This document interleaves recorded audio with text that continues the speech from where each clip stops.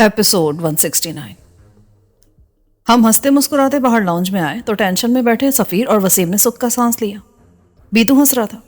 वसीम भाई और सफ़ीर भाई बहुत परेशान था। तो बेटे, परेशानी भी तो उन्होंने खुद ही मोल ली है, इनसे इबरत पकड़ो। इसकी ज़रूरत तुझे, ये तो अभी बच्चा है।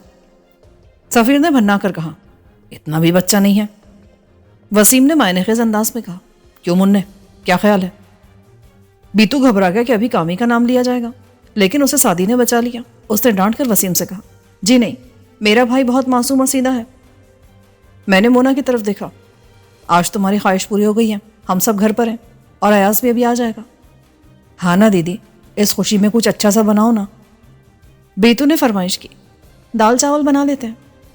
मोना ने कहा तो बीतू का मुंह उतर गया। दाल चावल? हाँ, बहुत मज़े के होते हैं। अम्मी खाएगा तो क्या भूखे रहोगे? भूखा क्यों रहेगा, बाहर से खा लेगा। बीतू ने मुंह फुलाकर कहा और जाने लगा तो मोना और सादी ने उसे पकड़ लिया। मोना बचकार कर बोली, कहाँ जाते हो प्यारे से मुन्ने? आओ, हम तुम्हें कुछ अच्छा बनाकर खिलाते हैं। सादी ने कहा और वो उसे अपने साथ किचन की तरफ ले गई। मैंने कहा, शुक्र है मामला खुश उसलूबी से तय हो गया। इनको आज ही अब्दुल्ला वाली कोठी में शिफ्ट कर देना है। ये काम रात को किया जाए तो बेहतर होगा। लेकर जाएगा कौन? वसीम ने तजवीज़ पेश की, मैं जाऊंगा, क्योंकि कोठी मैंने देखी है और दूसरा मुझे वहाँ राजा से बात भी करनी है। फ़र्ज़ कर उसने तुझे अपने पास बुलवाया या कोई फरमाइश कर दी तो अपने हालात के मुताबिक फ़ैसला करेंगे। अभी मेरी तरजीहात मुख्तलिफ हैं। इस तस्करे से मुझे याद आया कि मैंने अब्दुल्ला को एक काम कहा था। मैंने उसे कॉल की। इस बार मैंने अपना नंबर इस्तेमाल किया था। सफ़ीर का मोबाइल मेरे पास ही था। अब्दुल्ला ने कुछ देर बाद कॉल रिसीव की। मैं बात कर रहा हूँ। आप? हुक्म करें जनाब। तुमने अपना आदमी शैला की कोठी पर भेजा? जी जनाब, वो वहाँ मोर्चा संभाल चुका है। उसने रिपोर्ट दी कि शैला अपने घर में है और अकेली ही नजर आती है। बस एक खादमा और गेट पर चौकीदार है। लेकिन ये वो शख्स नहीं है जो पहले था। वो फतेह खान का साथी था। ये असली चौकीदार होगा। उसके घर का नंबर काम कर रहा है? ये तो नहीं मालूम जनाब। मेरे पास उसका नंबर था जो मोबाइल के साथ ही मिस हो गया है। नो प्रॉब्लम, मैं भी डायरेक्टरी में आपको देखकर SMS कर देता हूँ। ठीक है, मैं इंतज़ार कर रहा हूँ। मैंने फ़ोन बंद किया तो सफ़ीर ने पूछा, क्या रहा था? यार सोच रहा हूँ शैला पर हाथ साफ कर दिया जाए, लेकिन वो बहुत मजबूत आसाब की औरत है। इतनी शराफत से ज़ुबान नहीं खोलेगी। हमें ज़ुबान खुलवाना आती है? नहीं वसीम, इसके लिए प्लान करना पड़ेगा। उसे अच्छी तरह मालूम है मैं उस पर या किसी और औरत पर तशद्दुद नहीं कर सकती। इसलिए उसे ऐसे उठाना कि वो इसे किसी और की कार्रवाई समझे और घबरा कर ज़ुबान खोल दे।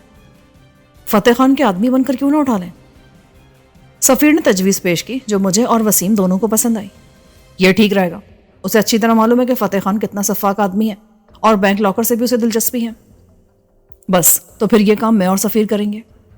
वसीम बोला, वो हमें जानती नहीं है। हाँ, उसने मुझे और बीतू को देखा है, लेकिन उसे पहले घर से निकालना होगा। ये काम आप कर सकते हैं। आप उसकी तस्वीरों का जिक्र करेंगे तो वो सर के बल चली आएगी। वसीम ने कहा। उसी लम्हे SMS से शैला की कोठी में लगे फिक्स फ़ोन का नंबर आ गया। बल्कि ये 2 फ़ोन थे। मैंने एक नई सिम से ये नंबर डायल किया। मुलाजमा ने कॉल रिसीव की और मेरा नाम सुनकर शैला को बुलाने चली गई। 1 मिनट बाद वो लाइन पर आ गई। क्या बात है शहबाज, क्यों कॉल की है? मैंने सोचा तुम्हारी एक अमानत तो तुम्हें दे दूँ। कौन सी अमानत? तुम्हारी तस्वीरें जो फतेह खान के पास थी। अच्छा, उसने बगैर रद्द-ए-अमल के कहा। तुम क्यों वापस करना चाहते हो, जबकि तुम उनकी मदद से मुझे ब्लैकमेल भी कर सकते हो? बात यह शैला कि मैं ब्लैकमेलर नहीं हूँ और ख़ास तौर से किसी को इतने घटिया अंदाज में ब्लैकमेल नहीं कर सकता मैं। इसलिए मेरा दिल नहीं मान रहा कि तुम्हें मजबूर करके अपना काम निकलवाऊँ। मैं तुमसे एक मुआहदा करना चाहता हूँ। कैसा मुआहदा? हम प्रोफेसर के लॉकर तक मिलकर रसाई हासिल करेंगे और मैं उसमें से सिर्फ ब्रीफ केस लूँगा जो मेरी चीज़ है। उसके अलावा जो कुछ है वो सब तुम्हारी मिल्कियत होगा। उसमें से एक मामूली सी चीज़ भी नहीं लूँगा मैं। बोलो, क्या कहती हो? मैं किस तरह यकीन कर लूँ कि तुम्हारी नीयत नेक है? अपनी नेक नियति का सबूत देने के लिए तो मैंने तस्वीरें वापस करने का फ़ैसला किया है। ठीक है, तुम आ जाओ। मेरी कोठी तो तुमने देखी हुई है। Sorry miss Shaila. हाँ, सुना कि तुम फिर से गैर शादीशुदा हो गई हो। मगरिब में 10 बार शादियाँ और 20 बार बॉयफ्रेंड करने वाली 50 साल की खातून भी मिस कहलाती हैं। तुम तो उनके मुकाबले में बहुत बेहतर हो। बात यह है कि मैं अपने दुश्मनों से छुपता फिर रहा हूँ और उन्होंने तुम्हारा घर देखा हुआ है, इसलिए मैं वहाँ नहीं आ सकता। तो क्या सूरत हो सकती है? तुम कहीं बाहर आ जाओ, कैसी ऐसी जगह जहाँ तुम्हें कोई ख़तरा ना हो और मैं भी अपना इत्मीनान कर लूँ कि कोई तुम्हारा पीछा करता हुआ तो नहीं आया। उसके बाद मिलकर हम बात कर सकते हैं। मैं बाहर? اچھا میں سوچ کر بتاتی ہوں. ایسا کرو تم مجھے گھنٹے بعد کال کر لینا. ویسے تو فیصلہ تم نے خود ہی کرنا ہے, لیکن اگر تم سوچنا چاہتی ہو تو ٹھیک ہے, میں 1 گھنٹے بعد کال کر لوں گا. میں نے موبائل بند کر دیا. کیا کہہ رہی تھی؟ سفیر نے پوچھا. بہت تعریفیں ہو رہی تھی. متعلقہ بھی ہو گئی ہے. وسیم ہنس کر بولا. مجھے معاف رکھو یار, بڑی خطرناک چیز ہے. اس کے ساتھ تو آدمی مذاق میں بھی ایسا رشتہ نہ جوڑے. وہ ابھی باہر آنے کے لیے تیار نہیں ہے, 1 گھنٹے بعد بتائے گی. دیکھ لے کوئی چکر نہ ہو کہیں, ورنہ تجھ سے اسے کیا خطرہ ہو سکتا ہے. سفیر نے سوچ کر کہا. دیکھ لیتے ہیں. اسے گھر سے نکالنا ضروری ہے, کیونکہ وہ جس جگہ رہتی ہے وہاں سیکیورٹی بہت سخت ہے. پولیس بھی برابر گشت کرتی ہے. اس کا بھی خطرہ ہے کہ وہ زیر نگرانی نہ ہو. وسیم نے کہا. اگر فتح خان مرشد کی قید سے نکل گیا ہے تو وہ لازمی شیلا کی طاق میں ہوگا, ورنہ اس نے مرشد کو شیلا کے بارے میں بتا دیا تو وہ بھی اس کے چکر میں پڑ سکتا ہے. ویسے تو مرشد کے نزدیک اس کی کوئی اہمیت نہیں ہونی چاہیے, لیکن وہ کسی اور طرح سے شیلا کے چکر میں پڑ سکتا ہے. وہ عورت کا دیوانہ ہے اور شیلا خطرناک حد تک حسین ہے. بھائی یہ گیا کام سے. اب مجھے لگ رہا ہے شیلا سے بینک لاکر کے بارے میں معلوم کرنا تو صرف بہانہ ہے, ورنہ تو یہ اصل میں شیلا تک پہنچنا چاہتا ہے. اور بکواس بند کر سفیر. میں نے سفیر کی گردن دبوچی تو وہ چلانے لگا. مونا اس کا شور سن کر دوڑی چلی آئی, لیکن پھر صورتحال دیکھ کر جاتے جاتے مشورہ دے گئی. ذرا صحیح سے دم آنا شوبی. اب بول بیٹے. میں نے سفیر سے کہا اور اسے چھوڑ دیا. میں نے ٹھیک کہا تھا, یہ اس عورت کے چکر میں بالکل پاگل ہو گیا ہے. چل تو پاگل سمجھتا ہے تو پاگل ہی صحیح. میں نے عبداللہ کا نمبر ملایا. عبداللہ اپنے آدمی کو میرا نمبر دو جو شہلا کی کوٹھی کی نگرانی کر رہا ہے, وہ مجھ سے بات کر لے. اوکے جناب. 1 منٹ بعد میرے موبائل کی بیل بجی. یہ عبداللہ کا آدمی تھا. جی جناب حکم کریں. کیا پوزیشن ہے؟ وہ اندر ہی ہیں, اور 4 گھنٹے سے نہ کوئی آیا ہے اور نہ کوئی کوٹھی سے نکلا ہے. اندر کتنے آدمی دکھائی دیتے ہیں؟ 1 چوکیدار, 1 خادمہ جو کبھی کسی کام سے باہر آتی ہے, اور خود شہلا. تم اسی پوزیشن میں ہو جہاں سے پہلے کوٹھی کی نگرانی کرتے تھے؟ جی میں اسی درخت پر ہوں. ٹھیک ہے, یہ میرا نمبر سیو کر لو. جیسے کوئی آئے یا نکلے یا شہلا خود نکلے تو مجھے اطلاع کر دینا. ٹھیک ہے جناب. میں نے کال کاٹ کر شہلا کی کوٹھی کا نمبر ملایا. 1 گھنٹہ پورا ہو گیا تھا. اس نے کال ریسیو کی. میں بات کر رہا ہوں. آج شام 6 بجے جنرل سپر مارکیٹ میں جو کھانے پینے کے لیے مخصوص جگہ ہے, میں وہاں آؤں گی. صرف 10 منٹ تک رکوں گی. اگر تم نہیں آئے تو میں واپس چلی جاؤں گی. لگتا ہے تمہیں کو خطرہ ہے, ورنہ تم ان تصویروں کے پیچھے اتنی مجبور رہی ہو کہ فتح خان جیسے شخص کو بھی تم نے برداشت کر لیا. یہ میں زیادہ بہتر سمجھتی ہوں. اس نے سپاٹ لہجے میں کہہ کر فون بند کر دیا. میں نے سفیر اور وسیم کو آگاہ کیا. جنا سپر مارکیٹ میں شام 6 بجے بلایا. جنا سپر؟ نہیں, وہاں کا ہجوم دیکھا ہے, اگر اس کے پیچھے کوئی لگ کر آیا تو پتہ بھی نہیں چلے گا. سفیر نے منع کر دیا. تو ہم نے کون سا ملنا ہے؟ وہ آئے گی تو اس کے پیچھے لگ جانا ہے اور پھر موقع دیکھ کر اسے چھاپ لینا ہے. اس کی گاڑی میں ٹریپ بھی لگایا جا سکتا ہے, ہم میں سے کوئی اس میں چھپ کر بیٹھ سکتا ہے. وسیم نے تجویز پیش کی. نہیں, آج کل کی گاڑیوں میں یہ آسان نہیں ہے. اس میں کوئی الارم ہوگا, جو گاڑی چھیڑتی چلنے لگے گا. اسے راستے میں کہیں روکنا ہوگا, تب پوری تیاری سے نکلنا ہوگا. وسیم نے کہا. ابھی بہت وقت ہے یار تیاری کا. سفیر بولا. اسی لمحے سعدی اندر آئی. اس نے سن لیا. کس چیز کی تیاری میں بہت وقت ہے؟ تم دونوں کو عبداللہ کی کوٹھی میں چھوڑ کر آنے کی تیاری. سعدی کا چہرہ بجھ گیا. اس میں تیاری کی کیا ضرورت ہے؟ آپ جب کہیں گے ہم تیار ملیں گے. یہ ایسے ہی کہہ رہا ہے, ہم کسی اور بارے میں بات کریں. میں نے اسے تسلی دی, لیکن سعدی کا چہرہ دکھی ہو رہا تھا. وہ ہم سے چائے کافی کا پوچھنے آئی تھی. سب نے کافی کی فرمائش کی تو وہ چلی گئی. میں نے سفیر سے کہا. یار یہ دونوں راضی خوشی نہیں جا رہی, اس لیے خیال رکھا کرو. سوری, بس منہ سے نکل گیا تھا. سفیر بھی پچھتا رہا تھا. ابھی کھانے میں ٹائم تھا, اس لیے ہم نے شام کی مہم کے لیے اسلحہ چیک کیا. باکس کھول کر اس میں سے 2 خود کار رائفلیں اور 2 عدد پستول نکالے. ان پستولوں پر لگانے کے لیے سائلنسر بھی تھے. کوئی بڑی مہم جوئی نہیں تھی, اس لیے کوئی اور چیز جیسے بم وغیرہ نہیں لیے. وسیم نے دوسرا باکس بھی کھول کر دکھایا. اس میں سارا دھماکہ خیز مواد تھا, جیسے دستی بم, گرینیڈ لانچر اور راکٹ لانچر وغیرہ. بارودی سرنگیں اور ٹائم بم بھی تھے. میں نے کہا. یار یہ چیزیں خطرناک ہیں, ان کو یہاں رکھنا مناسب نہیں ہوگا. انہیں اسی مکان میں رکھ دیتے ہیں جو الگ تھلگ ہے. یہ ٹھیک ہے, ابھی شہلا والی مہم نمٹا لیں تو اسے بھی لیتے جائیں گے. شہلا کی وجہ سے کسی کو وہاں رکنا ہوگا. وسیم نے جواب دیا. گاڑیاں کون کون سی جائیں گی؟ میں بائک پر ہوں گا, کیونکہ میرا رخ روشن صرف ہیلمٹ میں بد نظروں سے چھپ سکتا ہے. کم سے کم 1 گاڑی اور ہونی چاہیے. میں نے کہا ہم اس کے جنازوں پر پہنچنے تک انتظار کیوں کریں؟ اس سے پہلے گھر سے نکلتے ہوئے اسے کیوں نہ چھاپ لیں؟ سفیر نے کہا نہیں، ہمیں پہلے جائزہ لینا ہوگا کہ وہ کوئی جال تو نہیں بچھا رہی، ایسا نہ ہو جلد بازی کر کے ہم اس کے جال میں پھنس جائیں۔ ہاں یہ آئیڈیا اچھا ہے کہ اس کا تعاقب گھر سے کیا جائے۔ کچھ بحث کے بعد طے پایا کہ میں بائک پر جنازوں پر پہنچوں گا اور سفیر اور وسیم الگ الگ گاڑیوں میں شہلا کا پیچھا کر کے حالات کا جائزہ لیں گے۔ شہلا کی واپسی پر کسی ویران جگہ اسے روک کر اٹھا لیا جائے گا اور پھر ہم اسے الگ تھلگ مکان پر لے جائیں گے۔ اس دوران میں کھانا لگ گیا تھا، ہم کھانا کھا رہے تھے کہ ایاز آ گیا، وہ بھی شامل ہو گیا۔ اس نے کہا کام ہو گیا جناب، ابھی کھانے کے بعد آپ کو دکھاتا ہوں۔ مجھے خیال ہے کہ جس گاڑی میں شہلا کو لے جانا ہو اس کی ڈرائیونگ ایاز کو کرنی چاہیے تاکہ کوئی پیچھے لگے تو وہ اس سے پیچھے چھڑا سکے۔ ہم سب عام قسم کے ڈرائیورز تھے جبکہ وہ ماہر تھا۔ کھانے کے بعد اس نے مجھے بائک کے کاغذات دیے اور پھر بائک اور تمام گاڑیوں کی جعلی نمبر پلیٹیں دکھائیں۔ ہر گاڑی کی 2 جعلی نمبر پلیٹیں تھیں اور بوقت ضرورت ان کو صرف ایک اسکرو کھول کر تبدیل کیا جا سکتا تھا۔ میں نے ایاز کو شہلا کے بارے میں اپنے پلان سے آگاہ کیا۔ تمہیں وہ گاڑی چلانی ہوگی جس میں شہلا کو لے جایا جائے گا۔ ٹھیک ہے، گاڑی کون سی ہوگی یہ تو تم بتاؤ گے کہ اس قسم کی مہم کے لیے کون سی گاڑی زیادہ مناسب رہے گی۔ ایاز نے سوچا اور پھر بولا ویسے تو میری جیپ بھی ہے لیکن اس کا سائز بڑا ہے اور کہیں ٹریفک زیادہ ہو تو یہ پھنس سکتی ہے۔ میرا خیال ہے سفاری بہتر رہے گی، اس کا انجن بہت طاقتور اور رفتار بہترین ہے۔ ٹھیک ہے، پھر اس میں جگہ بھی ہے پیچھے جہاں شہلا کو باندھ کر ڈالا جا سکتا ہے۔ سفیر اور وسیم دوسری گاڑی میں ہوں گے۔ کیونکہ پروگرام میں ایاز کا اضافہ ہوا تھا اس لیے سب کچھ دوبارہ سے طے ہوا۔ سفیر اور وسیم 4 بجے گھر سے نکل جاتے۔ میں نے سفیر کو شہلا کی کوٹھی کا پتہ سمجھا دیا تھا اور اسے عبداللہ کے آدمی کا نمبر بھی دے دیا تھا، وہ اس سے مدد لے سکتا تھا۔ جیسے ہی شہلا کوٹھی سے نکلتی وہ ہمیں اطلاع کرتے اور اس کے پیچھے لگ جاتے۔ ہم سب کے پاس موبائل اور ہینڈ فری تھے۔ طے ہوا کہ ایک سب کو کانفرنس کال ملے گا اور اس طرح سب ایک دوسرے کے ساتھ رابطے میں ہوں گے، اور اگر اس کا بیلنس ختم ہو گیا تو دوسرا کال ملائے گا۔ احتیاطاً سب کے موبائل سے بڑی مالیت کے کارڈز لوڈ کروا دیے گئے تھے۔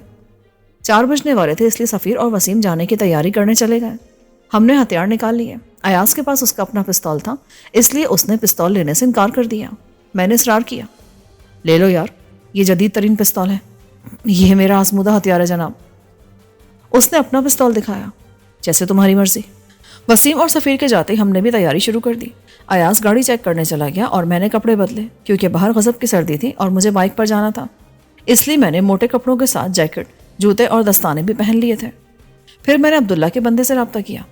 کوئی سرگرمی؟ نہیں سر، کوٹھی میں سب معمول کے مطابق لگ رہا ہے، دیکھتے رہنا، اگر شہلا نکلنے لگے تو مجھے فوراً اطلاع کرنا۔ اوکے جناب۔ ایاز کے لیے طے ہوا کہ وہ جنا سپر کے باہر شہلا کے گھر کی طرف سے آنے والی سڑک کے پاس رہے گا۔ لازمی بات ہے شہلا واپس بھی اسی راستے سے جائے گی۔ 5 بجے ہم بھی نکل گئے تھے۔ باہر آتے میں نے سفیر اور ایاز کو کال ملا لی تھی۔ اب کانفرنس کال سے ہم تینوں آپس میں بات کر سکتے تھے۔ وہ دونوں شہلا کے گھر کے پاس پہنچ گئے تھے اور انہوں نے گھر بھی تلاش کر لیا تھا۔ سفیر بولا وہ ابھی تک باہر نہیں نکلی ہے، اس کے گھر سے جنا سپر مشکل سے آدھے گھنٹے کے فاصلے پر ہے، اس لیے وہ اتنی جلدی نکل کر کیا کرے گی؟ یہ بتاؤ، آس پاس کوئی مشکوک چیز تو نظر نہیں آ رہی؟ ہاں، ایک کتا ہے جو ہمیں بڑی مشکوک نظروں سے گھور رہا ہے۔ اسے چھوڑو یار، میں 2 پایوں کی بات کر رہا ہوں۔ سب سے زیادہ مشکوک تم خود ہے۔ اگر تو سیدھی طرح بات نہیں کر سکتا تو موبائل وسیم کو دے دے۔ یار اگر کوئی مشکوک آدمی یا چیز ہوتی تو میں تجھ سے کیوں چھپاتا؟ سفیر بدستور شرارت پر آمادہ تھا۔ اسی لمحے میرے دوسرے موبائل پر کال آنے لگی۔ یہ نمبر عبداللہ کے آدمی کے علم میں تھا اور وہی کال کر رہا تھا۔ میں نے بائک روک کر کال ریسیو کی۔ ہیلو، کیا ہوا؟ وہ گھر سے نکل رہی ہے۔ اکیلی یا کوئی اور بھی ہے؟ نظر تو اکیلی آ رہی ہے، گاڑی میں بیٹھ گئی ہے اور چوکیدار گیٹ کھول رہا ہے۔ سرخ رنگ کی چھوٹی کار ہے۔ وہ کوٹھی سے نکل کر کس طرف جا رہی ہے یہ بتاؤ۔ چند لمحے کے بعد اس نے بتایا وہ شمال کی طرف مڑ گئی ہے۔ لعنت ہو سفیر، وہ شمال کی طرف مڑ گئی ہے، تم لوگ پیچھے جاؤ جلدی۔ سرخ چھوٹی کار ہے، میرا خیال ہے شیوی ہے۔ ہم روانہ ہو رہے ہیں، سفیر نے کہا۔ ایاز ہماری گفتگو سن رہا تھا اور وہ آگے جا چکا تھا۔ میں نے بھی بائک آگے بڑھا دی۔ 2 منٹ کے بعد سفیر نے کہا ہم نے اسے جا لیا ہے، وہ جنا سپر کی طرف ہی جا رہی ہے۔ گڈ، بس ہم بھی پہنچنے والے ہیں، میں نے کہا اور ایاز کو واپس جانے والی سڑک پر مڑتے دیکھ لیا کیونکہ اس سڑک پر بہت دور جا کر کٹ آتا تھا۔ اگر ایاز پہلے سے واپس جانے والے راستے پر نہیں ہوتا تو وہ اسے کھو سکتا تھا۔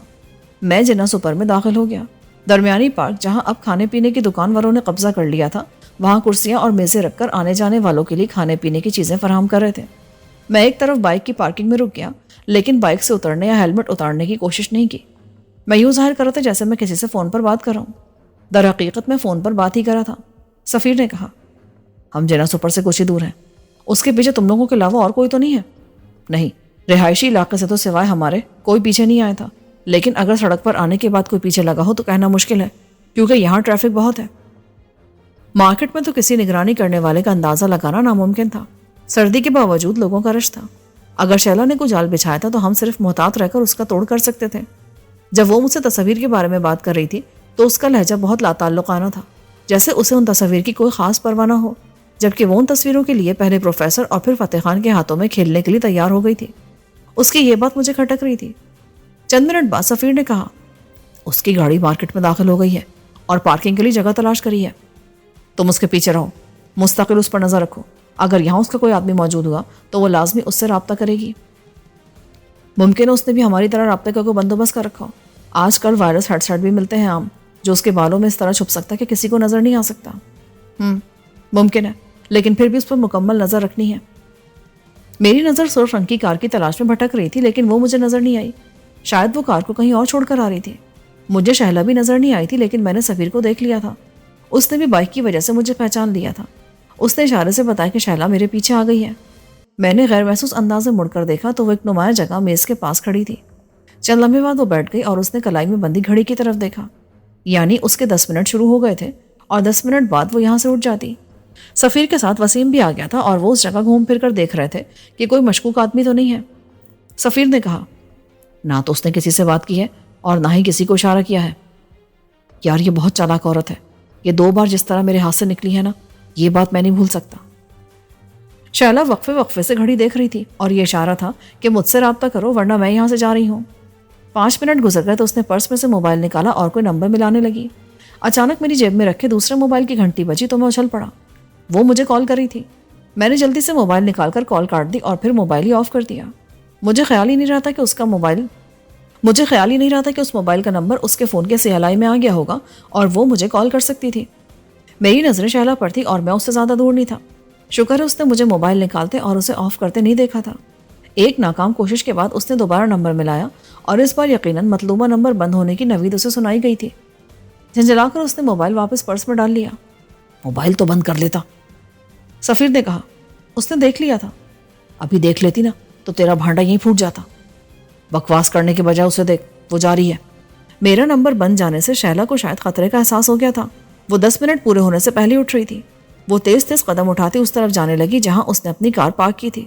اس سردی میں بھی اس نے ساڑی باندھ رکھی تھی اور اوپر شال لے لی تھی. وہ جیسے اس گلی میں داخل ہوئی جس میں اس نے گاڑی کھڑی کی تھی، میں نے ایاز سے کہا، وہ نکلنے والی ہے، تم اس کے پیچھے رہو گے. سفیر اور وسیم تم آگے رہو گے اور کسی مناسب جگہ دیکھتے ہی راستہ بلاک کر کے اسے روک لینا.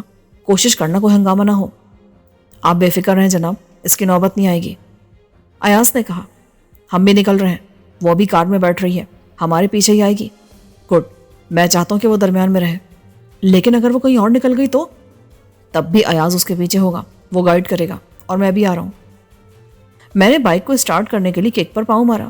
انجن اسٹارٹ ہوا تھا، لیکن اس سے پہلے کہ میں بائک آگے بڑھاتا کوئی تیزی سے آ کر میرے پیچھے بیٹھ گیا اور فوراً ہی کوئی چیز میری کمر سے چبھی. اس سے پہلے کہ میں کچھ کہتا، بیٹھنے والے نے کالر سے نکلا ہیڈ سیٹ کا تار کھینچ لیا اور وہ یقیناً ٹوٹ گیا تھا. یعنی اب میں کچھ بولتا تب بھی سفیر اور ایاز کو میری آواز نہ جاتی.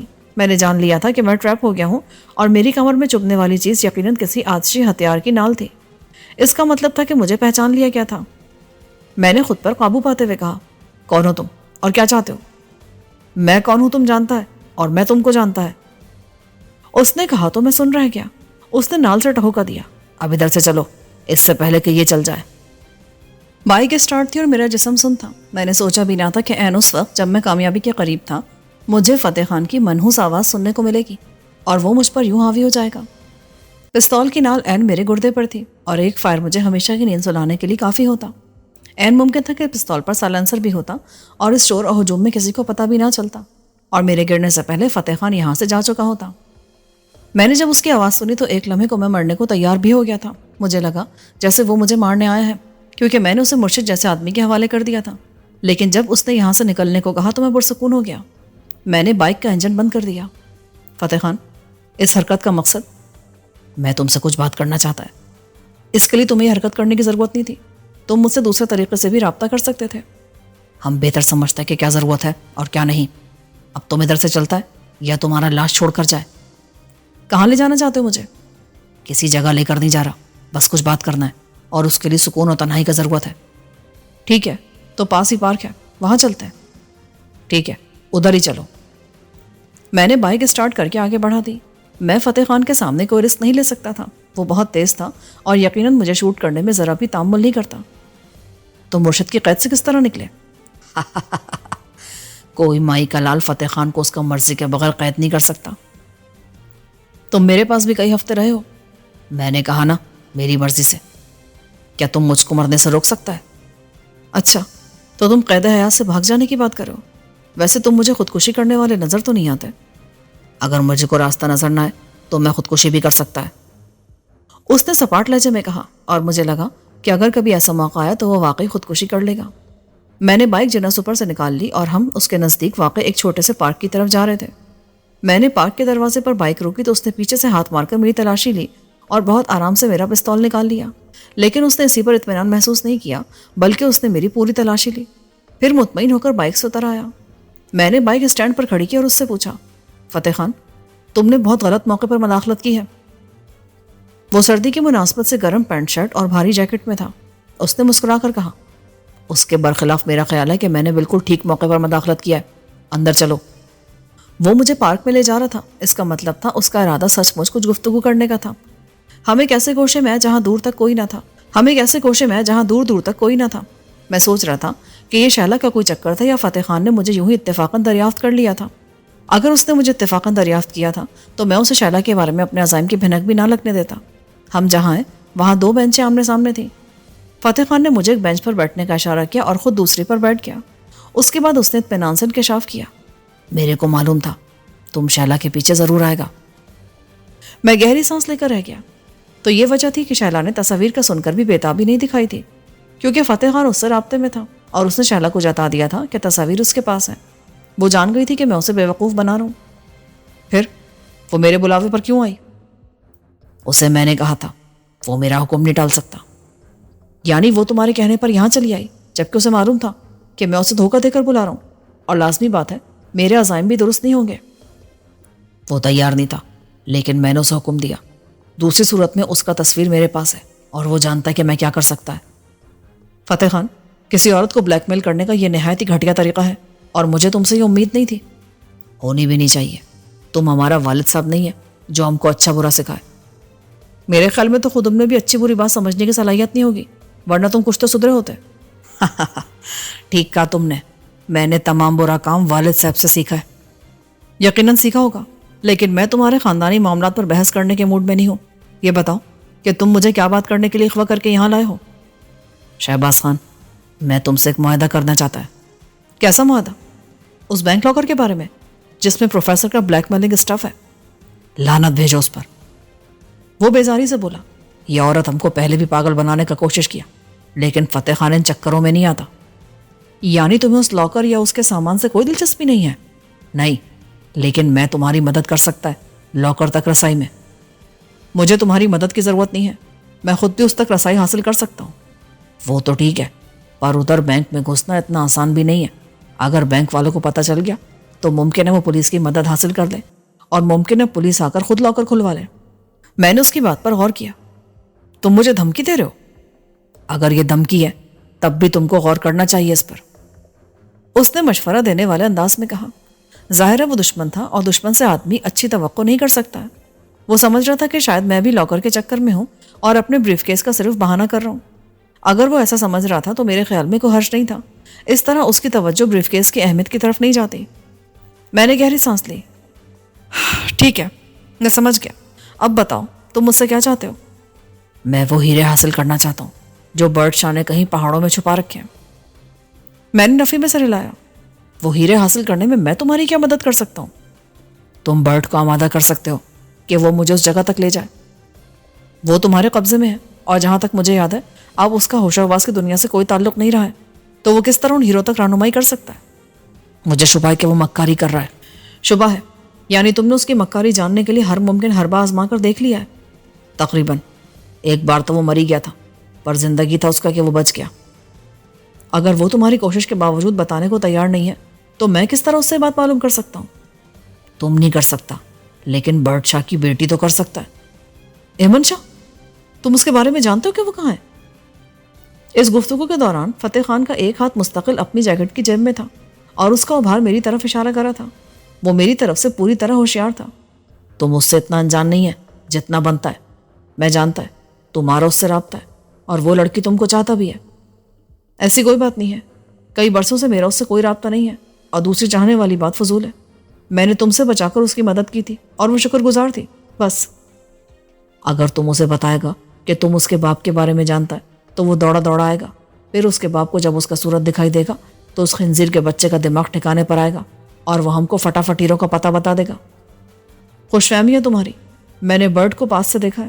ہیرو اس کے لیے دولت نہیں ہے بلکہ یہ اس کے پاس کسی کی امانت ہے اور وہ ہر قیمت پر اس امانت کو اس کے مالکوں تک پہنچانا چاہتا ہے. تم نے اسے سمجھا ہی نہیں ہے. وہ انا کا مارا ہوا انگریز ہے جس کے لیے اپنی زبان اور عہد ہر چیز سے بڑھ کر ہے. اگر وہ ایسا نہ ہوتا تو بہت پہلے تمہارے سامنے ہتھیار ڈال چکا ہوتا. ابھی تک وہ اپنے اوپر برداشت کر رہا ہے. جب معاملہ اس کی بیٹی کا آئے گا نا تو وہ ضرور بتائے گا. میرے خیال میں تو یہ ممکن نہیں ہے اور اگر تم مجھ سے توقع کر رہے ہو کہ میں ایمن کو بلاؤں گا اور وہ چلی آئے گی تو تمہاری دونوں توقعات احمقانہ ہیں. ہاں احمقانہ بات اور کام کرتا ہے. وہ اچانک کھڑا ہو گیا. شہباز خان ایک بات تمہارے سامنے رکھ دیا ہم نے. اگر تم بینک لاکر کا چیز لینا چاہتا ہے تو تم کو میرا مدد کرنا ہوگا ورنہ تم بھی اپنا مقصد حاصل نہیں کر سکے گا. تم جانتا ہے کہ میں کیا کر سکتا ہے. کیا کرو گے تم؟ اس بارے میں پولیس کو بتا دو گے؟ ہم کیا کرے گا یہ تم جلد دیکھ لے گا. یہ بتاؤ تمہیں شائلہ کی پرواہ نہیں ہے؟ وہ اب تک میرے ساتھیوں کے قبضے میں جا چکی ہوگی. چلا جائے بے شک. اب میرا اس سے کوئی واسطہ نہیں ہے.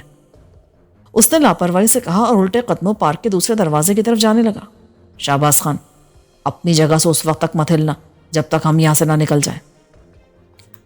مجھے حیرت ہوئی تھی. میں تمہارے قابو میں ہوں اور تم مجھے چھوڑ کر جا رہے ہو. شہباز خان یہ میری طرف سے دشمنی ختم ہونے کا ثبوت ہے.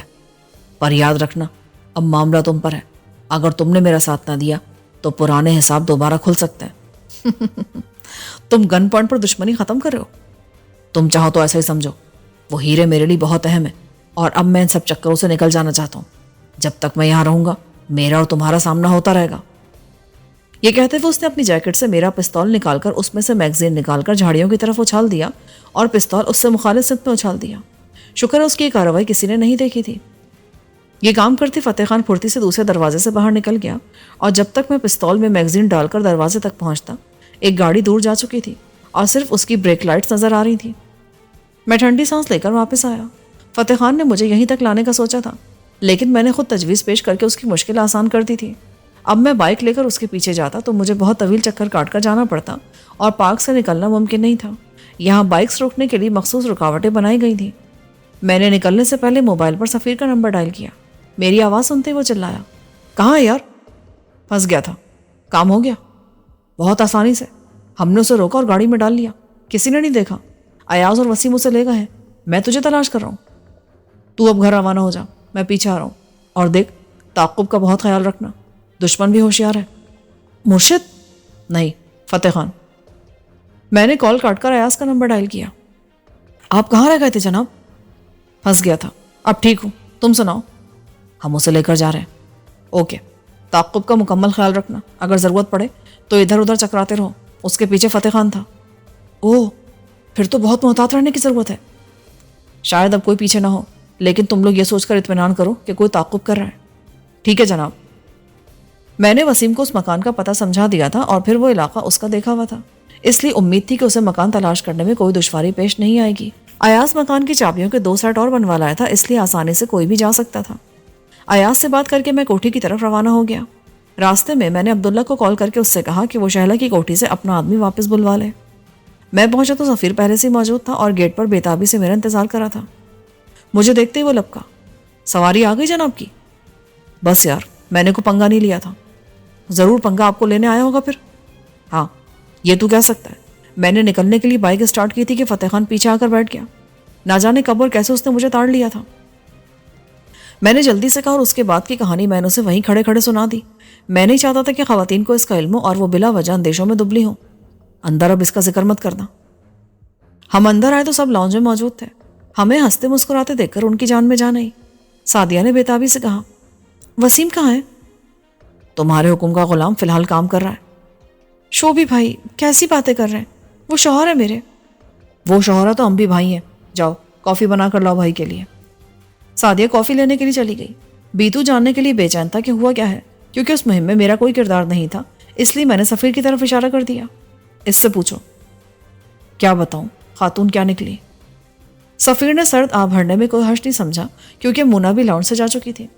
ہم نے آگے سے گاڑی روکی اور ایاز نے پیچھے سے راستہ بند کر دیا۔ اس کے بعد اسے ہینڈز اپ کر کے ایاز والی گاڑی کے پچھلے حصے میں ڈال دیا۔ اس کے ہاتھ اسی کی شال سے باندھنے پڑے تھے، کیونکہ کسی بکرات کو رسی لے جانے کا خیال ہی نہیں آیا تھا، اور اسی وجہ سے تجھ پر اس کی خوبیاں آشکار ہوئی۔ میں جانتا ہوں شال تلے اس نے حشر ساما قسم کا لباس پہن رکھا ہوگا۔ ایسا ویسا؟ ہم تینوں ہی ساکت رہ گئے تھے۔ اسی لمحے مونا پانی لے کر اندر آئی۔ اس نے آخری جملہ سن لیا تھا۔ کیوں ساکت رہ گئے تھے؟ یہ اپنے میاں سے پوچھو، ہم بتاتا ہے۔ بیتو نے نادان دوست کا کردار ادا کرتے ہوئے کہا۔ سفیر بھائی، وسیم بھائی اور ایاز بھائی شیلا کو دیکھ کر ساکت رہ گیا تھا۔ اس پر مونا نے کاٹدار انداز میں سفیر کی طرف دیکھا اور ویسے ہی کاٹدار لہجے میں پوچھا، کیوں ساکت رہ گئے تھے؟ کیا اس سے پہلے کبھی عورت نہیں دیکھی؟ یہ بات نہیں ہے، یہ بیتو تو بکواس کر رہا ہے۔ ہم بکواس نہیں کرتا۔ ابھی آپ شوبی بھائی کو کیا بتا رہا تھا؟ کیا آپ نے ایسا خاتون نہیں دیکھا؟ بیتو برا مان کر بولا۔ مونا غصے سے پیر پٹکتی وہاں سے رخصت ہوئی اور بیتو نے بھی ہوشیاری دکھائی اور اس کے ساتھ ہی نکل گیا۔ اسے معلوم تھا کہ اب سفیر کا عتاب اس پر آئے گا۔ بیتو کے ہاتھ سے نکلنے پر اس نے بھنا کر میری طرف دیکھا۔ انڈیا سے لانے کے لیے یہی ایک نمونہ ملا تھا تجھے؟ سالہ بن کر بھی دشمنی سے باز نہیں آیا؟ نہیں، سعدیہ بھی تو آئی ہے، اور اس میں اس بیچارے کا کیا قصور ہے؟ آپ نے یہی تو فرمایا تھا۔ اب کئی دن تک اس کا منہ سیدھا نہیں ہوگا۔ اور تو کیسا شوہر ہے یار؟ آدم خور شیرنی کو آدمی قابو کر لیتا ہے، اور تو ایک ایسی عورت سے ڈر ڈر کر جی رہا ہے جو تجھ سے محبت کرتی ہے۔ کہہ تو ویسے تو ٹھیک رہا ہے، اور میں کون سا اسے بے وفائی کرنے جا رہا ہوں؟ اچھا چھوڑ، اس کے بعد کیا ہوا؟ کچھ بھی نہیں، بس اسے گاڑی میں ڈالا اور لے گئے۔ اس کی گاڑی کو کسی نے ہاتھ لگانے کی کوشش نہیں کی تھی۔ پولیس کو اس پر ہمارا کوئی نشان نہیں ملے گا۔ لیکن یار، ہمارا اپنا تو پلان تھا کہ ہم فتح خان کے آدمی بن کر اسے دھمکائیں گے، لیکن فتح خان تو خود اس کے پیچھے تھا۔ اب اس سے کھل کر بات کریں گے۔ سفیر بولا۔ میرے موبائل کی بیل بجی تو میں بولتے بولتے رک گیا۔ وسیم کی کال تھی۔ ہم پہنچ گئے ہیں اور اسے کمرے میں بند کر دیا ہے، لیکن ایک مسئلہ ہے، یہاں سردی سے بچنے کے لیے کچھ نہیں ہے۔ ایاز کو واپس بھیجو، ہم بھی اس کے ساتھ آ رہے ہیں اور چیزیں بھی لیتے آئیں گے۔ وہ والا سامان بھی؟ وسیم کا اشارہ گولہ بارود کی طرف تھا۔ وہ بھی لے آئیں گے۔ اوکے، میں بھیجتا ہوں، لیکن کھانے کو بھی لیتے آئیے گا۔ ان لوگوں نے کھانا بنا لیا تھا، وہ انہوں نے پیک کر دیا۔ اس کے علاوہ کمبل، تکیے، پانی کی بوتلیں اور بعض ضروری اشیاء ساتھ رکھ لی۔ گولہ بارود والا بکس بہت بھاری تھا، لیکن کسی نہ کسی طرح اسے ایاز والی جیپ کے پچھلے حصے میں سوار کر دیا گیا۔ جب تک ایاز آیا ہم کھانا تقریباً کھا چکے تھے۔ وہ بھی شریک ہو گیا، کیونکہ لے جاتے ہوئے کھانا ٹھنڈا ہو ہی جاتا۔ کھانے کے دوران مجھے خیال آیا، جب دونوں لڑکیاں برتن اٹھا کر لے جانے لگی تو میں نے ایاز اور سفیر سے کہا، ابھی ہم چلے جائیں گے تو یہ دونوں اکیلی رہ جائیں گی۔ اکیلی کیوں؟ بیتو ہوگا اور ایاز بھی رک جائے گا۔ میرا خیال ہے کہ آپ رک جائیں۔ ایاز نے جلدی سے سفیر سے کہا، میں شہباز صاحب کے ساتھ چلا جاتا ہوں۔ مجھے یہ خیال اس لیے آیا کہ آج ہی میرا فتح خان جیسا یار سے ٹکراؤ ہوا تھا، اور اسے کچھ بعید نہ تھا کہ وہ اس جگہ تک رسائی بھی حاصل کر سکتا تھا۔ اسے ہر قیمت پر وہ ہیرے درکار تھے۔ اب فتح خان کے پاس ایک ہی راستہ تھا کہ ایمن کی مدد سے اس کے باپ کو مجبور کرے۔ وہ پہلے بھی یہ کام کر چکا تھا اور اسے امید تھی کہ اس بار بھی وہ اپنا کام نکلوا لے گا، لیکن ایمن کو یہاں بلوانے میں اسے میری مدد درکار تھی، اور مجھے اس کام پر مجبور کرنے کا سب سے آسان طریقہ یہ تھا کہ وہ میرے کسی ساتھی کو قابو کر اور اس کی مدد سے مجھے مجبور کر دیتا۔ میں جیسے جیسے سوچ رہا تھا مجھے لگ رہا تھا کہ فتح خان کا اصل مقصد یہی تھا۔ وہ میرا ٹھکانہ جاننا چاہتا تھا، لیکن آتے ہوئے میں نے تعاقب کا پورا خیال رکھا تھا۔ میں کئی ویران سڑکوں سے گزرا تھا جہاں دور تک کسی گاڑی کا نام و نشان نہ تھا۔ غور و فکر کرتے ہوئے اچانک یہ خیال الہام کی طرح میرے ذہن میں آیا، سب ہوشیار ہو جاؤ، ہتھیار نکال لو، شاید دشمن یہاں آ چکا ہے۔